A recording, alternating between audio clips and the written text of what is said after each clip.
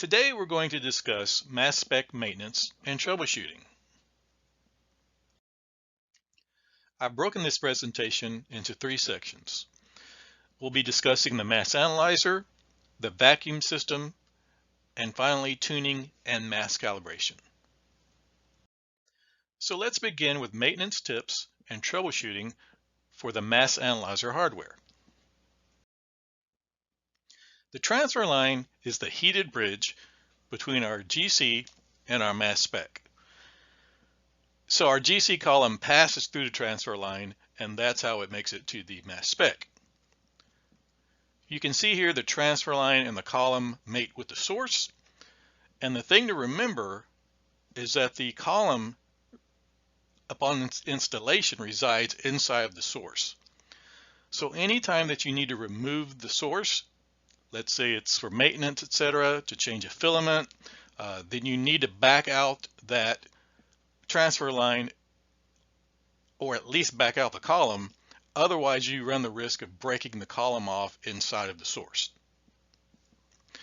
Now, once you reinstall the source and then reinstall your transfer line and reinstall your column, there's a possibility you're going to have a leak, especially if you're using a new ferrule. We use graphite Vespel ferrules, and the reason we use the graphite Vespel ferrules is that they're very rigid, they're a strong ferrule, but after we go through several heat cycles, through several runs, and we have our GC oven go through heat cycles, that ferrule is going to shrink. And what will happen is your column nut right here where it connects the column to the transfer line is going to become loose, and you'll have a leak there. In fact, normally if I have a leak, the first thing I'll check is that connection right there. I'll just take a wrench and I'll tighten it just to make sure that that's not my leak point. And the majority of the time, that's where the leak is. That's the first place I always check. One thing I'll point out as well, we don't want to use graphite ferrules, because if you've used one, you know they're kind of mushy. They'll flake off and little chunks will come off and so forth. Remember, our mass spec is under vacuum, so we don't want to suck any pieces of graphite into the mass spec and clog up any ports or things like that. So we want to use the graphite Vespel ferrule, but just be aware it's going to shrink. Remember, we got to back our column out before we take out the source, and after we install it, come back after a few runs and just snug up that column nut connection and make sure it's good and tight. Now, when I'm installing a column, there are a few rules of thumb that I like to follow. I like to have my column connected to my inlet or my ejector to establish column flow. Then I like to put my column nut, my ferrule, if I'm going to use a septa for spacing, etc., I like to put all that on my column and then make a nice clean cut so I have a nice clean end on the end of the column going into the mass spec. Finally, what I like to do is I like to take the end of that column and stick it in a little bit of solvent. And what I'm looking for is I just want to see some bubbles coming out. That verifies to me that everything is good on the GC end. I've got column flow going through. The last thing I want to do is take all the time to install the column, pump everything down, heat everything up, run a sample, and I don't see any peaks because my carrier flow is not getting my components from the GC to the mass spec. So that little 5 seconds right there will save me a lot of time in case that ends up being a problem. I've just verified that I've got good column flow. Then I'll just use that same solvent, put it on a chem wipe, and just wipe down the end of the column that's going into the mass spec. That will remove any oils, anything that's gotten onto the column during its handling. The mass spec is a very sensitive detector, so it's going to be able to detect any of those things as contaminants. So if you've had Kentucky Fried Chicken for lunch and you're installing your column, then the mass spec is going to pick that up. So you want to be sure to, if you're not wearing cotton gloves, In fact, when I wear cotton gloves, I still wipe it down with solvent before I put it in there. And then, each manufacturer has their own procedure for installing the column to make sure it's the proper depth. So you want to follow those instructions to make sure you have your column installed at the proper depth. Make sure everything's nice and clean. Make sure you have every connection nice and tight. And then you're ready to pump down. One thing I will mention also is if it's a new column and you want to condition your column before you put it in the mass spec.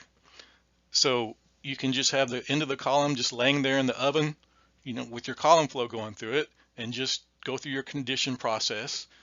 And then once it's conditioned, then install it in the column or in the mass spec. If you condition it while the column's in the mass spec, then all that crud that's going to come out of the column while it's conditioning is going to coat your source, and you're going to have to clean your source prematurely.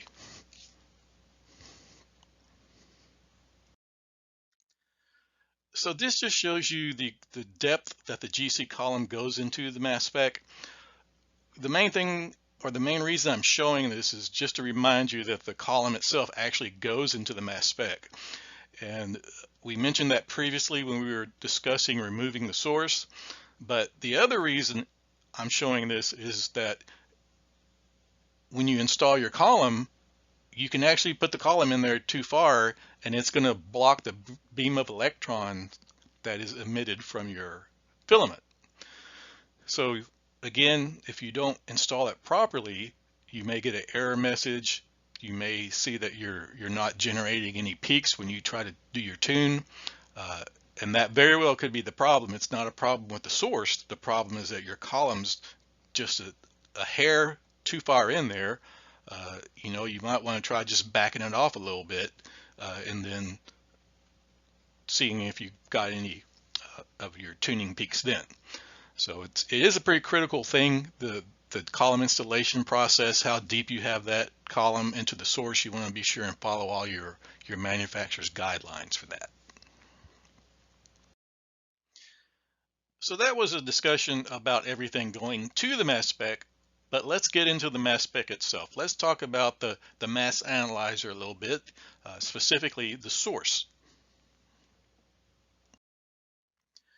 So at some point, you're going to have to cool down your mass spec, vent your mass spec, and remove the source. It's just an inevitable occurrence. It gets dirty.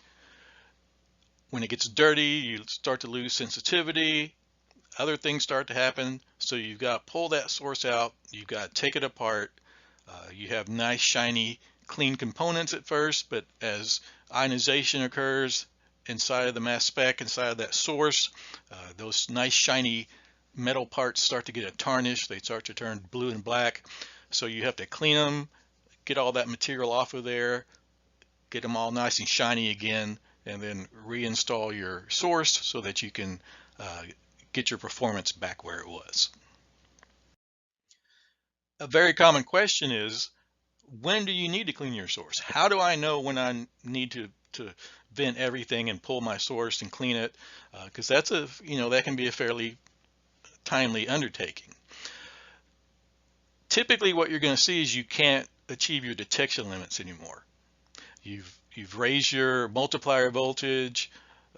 You just can't pass the criteria that you're trying to pass. Oftentimes, if you have a clean system, you can run some type of standard as a benchmark, and then you can run that standard again periodically and compare it to that benchmark just to see if your performance is declining or not. And when it reaches a certain level that you can't tolerate anymore, that's an indication that you need to clean the source. There are some other things we can look at. If you have precursors on your peaks on your mass spec, your tuning peaks, etc., that can be a sign. You can also look at your source current versus your trap emission. If your source current is greater than 3 times your trap emission, then typically your source is starting to get dirty. Another thing I like to look at is the intensity of 502 compared to mass 69 in my tuning gas. What you will see is possibly with a fresh tune, your mass 502 might be up around, 2.5%, but as you run and your source starts to get dirty, that percentage of 502 starts to decrease. The tuning just can't adjust everything to get it up there, and once it gets down, maybe below 1%, maybe 0.5%, you probably have a dirty source. That's probably what's causing that. But really the main thing to just watch out for is just your system performance. Your just general analytical performance. If it's suffering, then you probably need to clean your source to bring that back in line. Another tool that you have at your disposal is your repeller voltage. On your tune page, if you look at your repeller voltage, if you drop that to 0, if you have a clean source, you should see some peaks with your tuning gas. If you have to increase that repeller voltage way up high in order to see some peaks, well, that means your repeller's dirty, and probably if your repeller's dirty, the rest of the source is dirty. If you have to increase your multiplier voltage with the repeller set at 0 to see any peaks, again, probably your source is dirty. So those are a couple of easy checks, good indicators just to see if your source is dirty. So once you removed your source and you've taken it all apart, you're ready to clean it. Typically, I like to have a nice clean work area, a nice clean space. We're dealing with multiple parts, so it's nice to be able to lay them out and see everything that's going on. You never really want to touch an internal source part with your bare fingers, whether it's dirty, clean, or not. Use tweezers and things like that to maneuver it and move it around. You can wear nylon or cotton gloves. We don't recommend using rubber gloves because you'll end up with phthalates and things like that later on in your analysis. But essentially, you want to use something like some micro mesh. It's almost like a very super fine sandpaper, or you can make some aluminum oxide powder paste with a Q-tip and just buff it off. You want to just keep buffing the dirty brown and blue part until or black and blue part until it's a nice shiny silver metal again. In fact, we do sell kits for cleaning. You can get one with a Dremel tool, and if you want to go crazy, you can just go crazy and buff that thing till it's like a mirror. But once you have it all clean, shiny again, you want to take that and you want to typically sonicate it, or at least swirl it around some methanol to make sure you've gotten all the residue of anything off. Typically you can follow that up by some acetone or another solvent like that, and then allow it to dry or dry it in an oven. What you don't want to do is put the ceramic pieces in the solvent. So essentially with the ceramic pieces, you just set those aside and then put those back in when you reassemble it. There's not a whole lot that you can do to clean those as far as scrubbing on them or using solvent. I mean, they're just insulation pieces, so we don't do much with those. It's the metal pieces that we're really concerned with. So the cleaner we can get those metal pieces, the shinier we can get them, the greater your sensitivity is going to go back to. There are a number of things that can make your source dirty. We talk about leaks a lot in mass spec, and really that's the reason why. We always keep an eye on our air and our water, and that's because oxygen is one of the leading bad actors for making our source dirty. You add the oxygen, the heat, and that metal starts to oxidize, and that's where we get our tarnishing from. But that air can just come from a vacuum leak. It can also come from bad carrier gas supply. That's very possible. Sometimes they, mix tanks, etc., or it's not as pure as you think it is. So it's always important to have a filter trap between your gas supply and your instrument. And there's always sample contamination. The dirtier your samples are, the faster your source is going to get dirty. It's not unusual to see some siloxanes. Those are going to come from column bleed. Sometimes some O-ring off-gassing. If there's different kinds of O-rings, so make sure that you have the correct O-ring. For example, for your liner, if you're over 250 degrees at your inlet, we like to make sure we use a CalRes O-ring.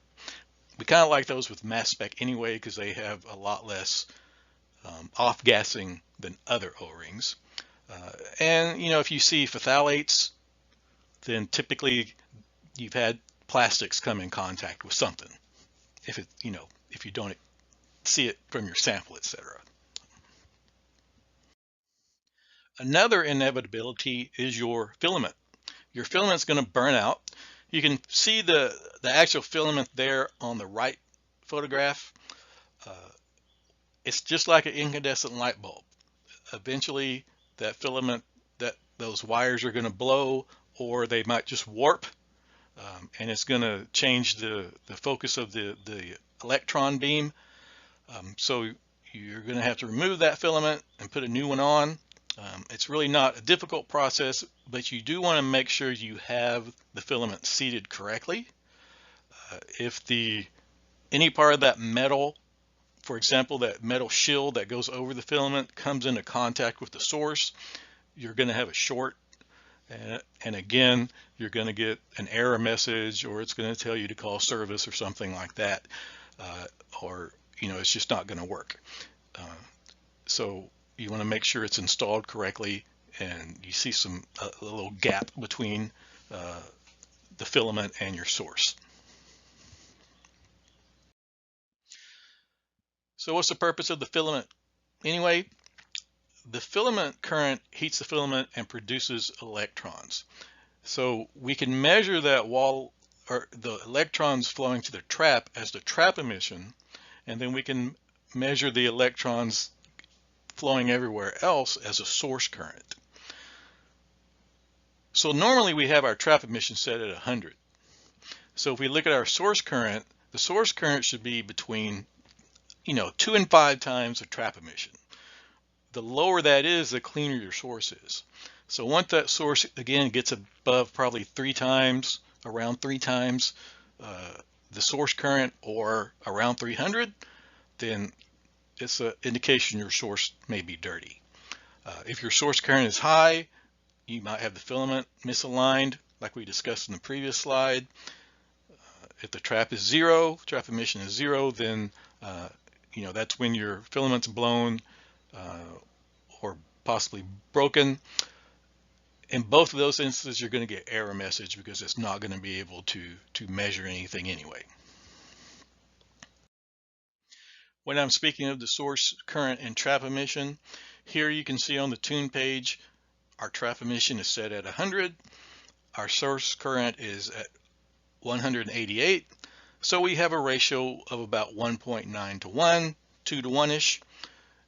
If we look at our percentage at 502 compared to 69, it's at about almost 3%. So I can tell that this is a good source. It's nice and clean and ready to roll. So a word about mass spec temperatures. Regarding your transfer line temperature, unlike conventional detectors where we normally have the detector temperature higher than our final oven temperature, that's not necessarily the case with the transfer line. We don't have to have it higher than the oven temperature. The column, the transfer line itself, is a heated zone, but it's under vacuum. So you have to keep that in mind. So let's say your final oven temperature is 300 degrees. You don't necessarily need to run that transfer line up at 320 or something like that. You could run it at 280, 275, and you'll be fine. One thing you want to remember, again, columns in that heated zone, so you want to keep in mind your highest allowable temperature for that column. You don't want to exceed that, burn off your phase. Regarding the source temperature, for, if you're doing a volatiles analysis, somewhere in that 200, 225 ranges, it works pretty well. Semi-volatiles, 260, 275 range is pretty good, maybe 250 even. Your high boilers, you're usually in that 325 to 350 range. A good rule of thumb is whatever your analysis temperature is for your source and your transfer line, you typically want to tune your mass spec at those same temperatures. So let's move on to the quadrupole and talk about that just a little bit. So the quadrupoles, that is the part that actually allows certain masses to make it to the detector. If you consider the analytical quadrupole, it's meticulously aligned at the factory. So in general, we don't want to touch those. In fact, if you even get a fingerprint on those, it can throw things off. But the pre-filter, if you look on the right side, that's about an inch and a half long pre-quad.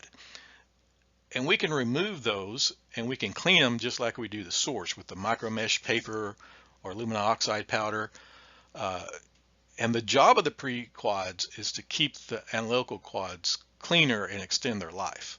So it kind of takes all the junk and removes it before it actually gets to the quads. So let's move on to the detector. So part of the detector is the multiplier, in our case, the electron multiplier. So what the electron multiplier does, it basically amplifies our signal. So if you look at the little diagram on the right, it takes an ion, it hits a dynode, perhaps that divides it into 3, it hits the next dynode, that takes those 3, makes it into 9, hits the next one, and so et cetera, and just amplifies the signal. As that material gets worn off of that electron multiplier, you start to lose the efficiency. So that's why you have to crank up your electron multiplier voltage as you use it to get that same amount of release of electrons back. So we consider the electron multiplier as a consumable because eventually you're going to have to replace it. I can't really give you a how long does the electron multiplier last answer, because it really depends on how much you use it, what you run your voltage as, how many samples you run, etc. But eventually, again, it is something to keep an eye on, that electron multiplier voltage, and eventually that is something that's got to be replaced. So that's enough about the mass analyzer parts. Let's talk about the vacuum system. So every mass spec user is familiar with the reverberating hum of the roughing pump in your laboratory. You want to keep an eye on your oil. It should be a nice clear color. As you run samples, remember the outlet of the mass spec is that pump. So your samples are actually going through that oil. So that oil begins to turn dirty. It begins to turn yellow. And it's recommended that you replace the oil in that roughing pump every 6 months. If you wait too long, you may also see a drop in that level. You want to make sure it's at the appropriate level. But if you wait too long, you can cause that roughing pump to work harder and blow a fuse and cause some damage and so forth. So it is important to keep an eye on that oil level, the oil cleanliness, and just make sure that you replace it periodically. In general, you're going to find 2 types of turbo pumps. These are your high vacuum pumps. There's going to be a large turbo pump, which is on the order of 250 liters per second, and a small turbo pump, which would be around 75 liters per second. What the large turbo pumps gets you over the small turbo pump is just quantitative stability. You get better sensitivity, and you get a little bit better ability to run different flow rates in different columns. So you can see here, what I like to tell people is when you start pumping down your large turbo, let's say you've done some source maintenance and you put your source back in, you're ready to pump it back down. Usually with the large turbo, go grab you some lunch. By the time you get back, it's basically ready to start running samples or standards. With the small turbo, you probably want to give it the entire afternoon, maybe set up some samples to run overnight, maybe even give it overnight and start running in the morning, something like that. But you can see there are some advantages with the larger turbo. You can run much higher flows with it. You'll notice that if you look at a lot of EPA methods or other type of methods, the standard flow is usually about 1.2 mils a minute, or between 1 and 1.5, and that's because that's really about what the small turbo is the most efficient at. So if you have a larger turbo, you have a lot more flexibility. You're not stuck with a 0.25 or 0.18 size column. You could even go up to a 0.32 column if you want to do that, because it can handle the additional flow. Now, when you start to pump down the mass spec, it shouldn't take that long to pump down. It really shouldn't take that long for you to see the gauge go into the green, maybe 3 or 4 minutes. What we are looking for is just to make sure it's pumping down and we don't have any leaks. If you look on your tune page, there is a tab where you can see the speed of your turbo pump, and we want to make sure it gets up to 100%. But once we're into an appropriate vacuum, we can start to see if we have any leaks. You don't have to wait until the mass spec is heated all the way up to check that. In fact, if you just want to heat it up to say 75, 80 degrees and then do an air and water check, you can do that. And I like to do that just to make sure everything's working, because once you, let's say, heat everything up to 250 degrees, that's the wrong time to figure out you have a problem, because then you have to wait for everything to cool back down. So if you check everything at maybe 75, 80 degrees and everything looks great, then start heating it up. You can see here that typically the large turbo pump should be around 9 times 10 to the minus 6th torr, should be in that range. 2 times 10 to the minus 5. The small turbo is going to be around 4 times 10 to the minus 5. So again, you're going to get a better vacuum with the large turbo. That very last point there in red, you'll notice it's not unusual for you to see high water, especially if you live in humid areas. Once you pump down the mass spec, if it's been open for a while, typically that's not a big cause of concern. As you let everything heat up, that water will dissipate and you'll see that go down over several hours or days.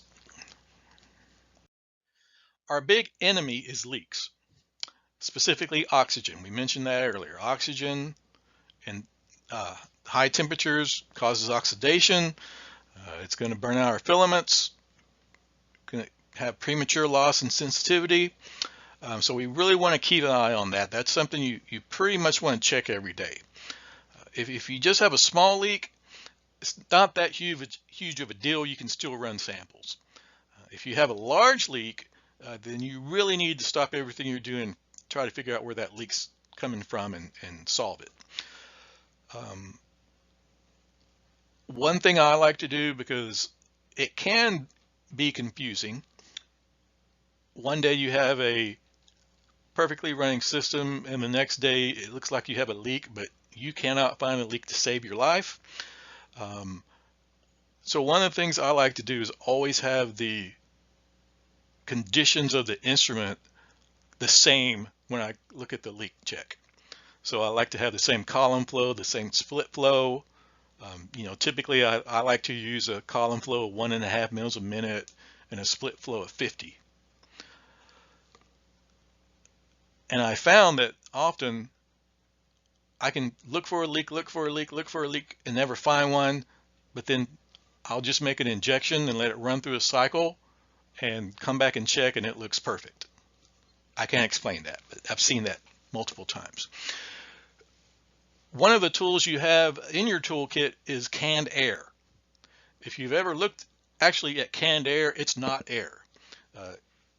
Read the label and it will have the contents on it. It's probably some chlorinated thing, and it'll have the CAS number, the CAS number. So if you look that number up in your NIST library, you can look at the structure, you can look at the mass spectra, and pick out one or two of the larger masses, enter those in your tune page, and then just start to spray around different areas. And if you have a large leak, remember we're under vacuum, it's going to suck that in there and you'll see those masses jump up. So that's a good way to use canned air just to see if you can find the leak if you're having trouble locating it. When we're saying leak check or air and water check, what are we talking about? Typically we look at mass 4, which is helium, mass 18, which is water, mass 28, which is nitrogen, and mass 32, which is oxygen. And what we want to see is a nice downward slope there. So helium is your highest, followed by water, followed by nitrogen, followed by oxygen. So if I were to see this on my tune page, I'd be very happy. That's a picture perfect air and water leak check. This is a table that will help us ascertain how severe our leak might be if we have one. If you remember the tune page in the previous slide, mass 4 was at 100%, mass 18 was less than 4, mass 28 was less than 18, and mass 32 was less than 25% of 18. So if we look at that on the table, that would tell us that we have no leak, or at least a negligible leak. Once we get up to where our mass 28 is greater than 2 times 18, then we start to have a medium-sized leak. This can be a little bit tricky because over time, as our mass spec stabilizes, we see our mass 18 goes down. So at times it'll start off kind of high when we first start pumping it down, but eventually, if we have a good system, it'll drop very low, and it might actually drop lower than 28 and 32. So at that point, we kind of want to keep an eye on mass 4 and just make sure we still have that downward slope from mass 4 to 28 to 32. If you ever have a situation where mass 28, mass 32, they're off scale, they take up the whole screen, that's when you have a very big leak. And at that point, you need to stop what you're doing and try to figure out what's going on. Some people like to look at mass 16 as compared to mass 18. So if you monitor mass 16, which would be a single oxygen, it will, if it's above 25% of mass 18, you probably have a small leak. If it gets up to 50%, you may have a medium leak. If it ever gets over 18, mass 16 over 18, you may have a pretty good sizable leak. But I would definitely verify that by looking at mass 28 and 32 as well. The bottom line for me is that when I look at it, the tune page, and I'm looking at masses 4, 18, 28, and 32, I do want to see that downward slope. But if I'm in a situation where I'm not 100% sure if I have a leak, I might have a leak, then typically I'll go ahead and run samples. Because if I do have a leak, it's a small leak. If I ever look at the tune page and I say, oh yeah, that's a leak, then I know right off the bat that I've got a problem that I need to address.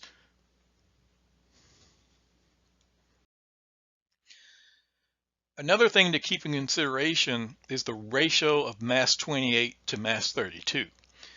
If you think about the composition of air, it's roughly 80% nitrogen and 20% oxygen. So if you actually have a leak, that should be represented in your spectra. You should see a ratio of about 4:1 for your mass 28 and your mass 32. If you have, mass 32 that's equal or 5 times higher than mass 28, your oxygen's that much higher, then you probably don't have a leak. That's probably contamination from somewhere. If your mass 28, your nitrogen is 10 times higher than your oxygen, then again, that's probably not a leak. You probably have nitrogen contamination from somewhere. Some things I've seen, you could have a helium gas tank that's high in nitrogen. I've seen that before. If you're using the nitrogen vent system, your nitrogen purge valve might not be leaking. You could have a leak in your oxygen filter in line with your carrier gas. So you can do some things like switch your helium tank. You can remove that helium filter to see if that changes your spectra any. And finally, if you're just really beating your head up against the wall, I like to kind of divide and separate. So you can isolate the mass spec, vent it, remove the column, cap the end of the transfer line off with a blank nut, and then pump it back down, and then see if you still have leaks. And that will rule out if it's contamination or anything weird coming from the GC. So if you have a leak and you've just started pumping the system down, it could be, if you have a large leak, that you didn't put the source in correctly. Maybe it's a little cockeyed or something like that. So you can vent the system and reinstall the source. You can wipe down that O-ring. So sometimes I'll take a little methanol, put it on a chem wipe that O-ring down, make sure you got any residue, anything like that off of it. Check for little nicks, cuts in it that could allow air to be sucked in there. So it's always a good idea to check those O-rings. Keep in mind that the leak might not always be with the mass spec. It might be on the GC side. Look at your your septa in your injector to make sure it's not too cored and doesn't need to be replaced. Check your column connections, and just check the obvious places kind of first. So I've said a couple of times that our major enemy is oxygen and high temperatures, or temperatures over 100 degrees C.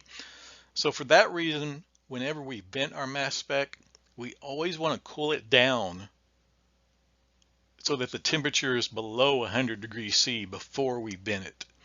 Otherwise, we're just going to end up sucking oxygen in there, and it's going to prematurely oxidize everything. Other tips: make sure your reference gas solenoid is off. Make sure you have your filament turned off. That's a surefire way to burn up your filament and blow your filament. Once all that's off and everything is cooled down, then you can vent it. You want to make sure that the turbo speed has reached 0%. Make sure it's stopped, and you can hear it winding down, but just make sure it's stopped before you open anything to atmosphere.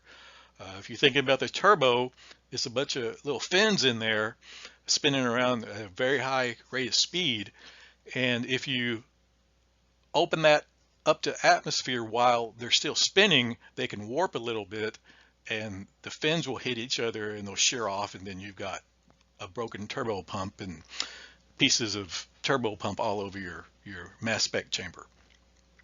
You can also get a nitrogen vent kit, and what this will do is it will allow at a certain point a valve to open up and the mass spec chamber, vacuum chamber, to be filled with nitrogen. So it's filling it with an inert gas as opposed to filling it with just your ambient lab air. That can help keep things a lot cleaner as well. So one very important thing is tuning and mass calibration. So let's talk about those two things. For tuning, a common calibration gas is used. You may hear it referred to as FC43, PFTBA, perfluorotributylamine. You can see the structure and spectra of it right now on the screen. But it is a liquid, and basically we put that liquid in a container, and then the gas evolved from that liquid is what we use to tune our mass spec. When we're looking at our tuning gas, we typically look at mass 69, which should be your base peak or the peak at 100%.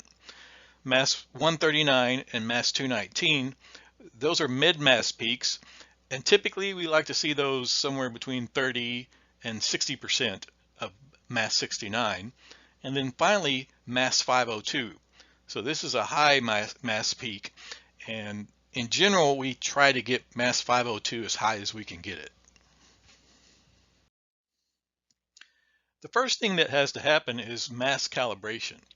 If you look at this particular peak, this is peak 502, but the apex of that peak is about 501.7. So we need to get that peak and all the other peaks centered as close to their appropriate masses as we can. So once we allow the mass calibration process to take place, we go back and look at our tune page, you can now see that the 502 peak is nicely centered on mass 502, and that's what we're looking for. Then we want to do our tune, and what the tuning is basically doing is adjusting the width of those peaks and then the ratios of those peaks. Most of the vendors will have an automated way of doing this. In our case, we have a couple of different tunes, but they're both automated. One tune is specific for EPA criteria, so they're designed to get your DFTPP or your BFB to pass. The other Autotune is designed to generate spectra that closely match the NIST library spectra. But either way, it does it automatically for you, and you just click the button and off it goes.